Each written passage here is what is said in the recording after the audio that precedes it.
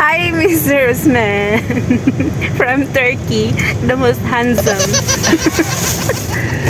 Ayan. We're heading now to supermarket.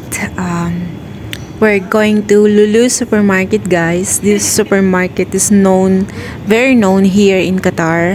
Kasi nga, isa sila sa may mga mumurang bilihin dito. Ito nga palang pinuntahan namin, guys, ay isa to sa mga branches ng Lulu Supermarket. And ito yung pinakamalapit sa area ng workplace ko. So, dito kami nag-grocery. Chat, grabe.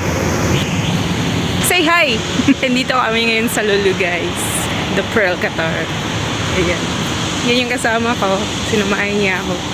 Para mag-market kami para sa shop. The weather is good yet super hot. Yeah, super hot. Sobrang init naman talaga dito sa Qatar, guys. At ito yung harap ng supermarket. Sobrang ganda.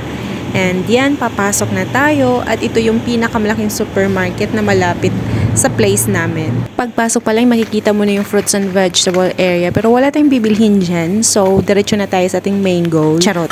Ayan, bumili tayo ng karak tea, guys. Kasi favorite nila to. Ayan, karak. Ayan, diba? Ang hilig nila sa karak. The next. Kunti lang naman yung bibilhin ko. Next, guys. Ayan, ito yung next natin. Yung mga roll tissue. Kasi kailangan namin to. Kleenex, yan, 10 riyal, 9 riyal lang siya. Siyempre, pipiliin ko na lang to. Yes. Ito, 10 piraso siya. Tapos, 18 riyal. Naman tayo. Wow. Parang ang ganda nito. Kaso, hindi siya box. 13 riyal lang siya. So, ito na yung bibilin ko sa dalawa. Ang ganda niya, guys, oh. Tsaka parang makapal. Ayan. Napakaganda dito. Ayun na. Let's go! Parang ang dami na nating na-order. Ayan. Dami nilang mga offer. Ayan.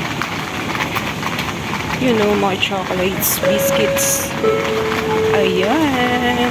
Sobrang daming offer, guys. So, dito na tayo sa counter. Magbabayad na kami, guys. At mabilisan lang to. Oh, very nice, ah. Which one? 29 riyal? Oh, 29 riyal only. Mga paintings. This one good.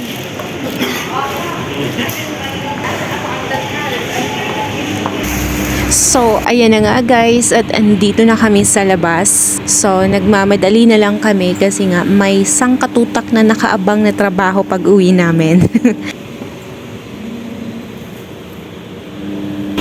Init. Oh my God, kasi init.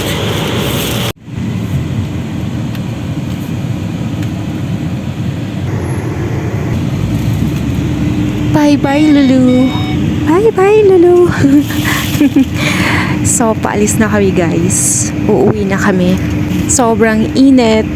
Grabe. Pero in fairness, hindi siya masyadong nakakaitim yung init dito. Actually, guys, napakalapit lang ng supermarket dito.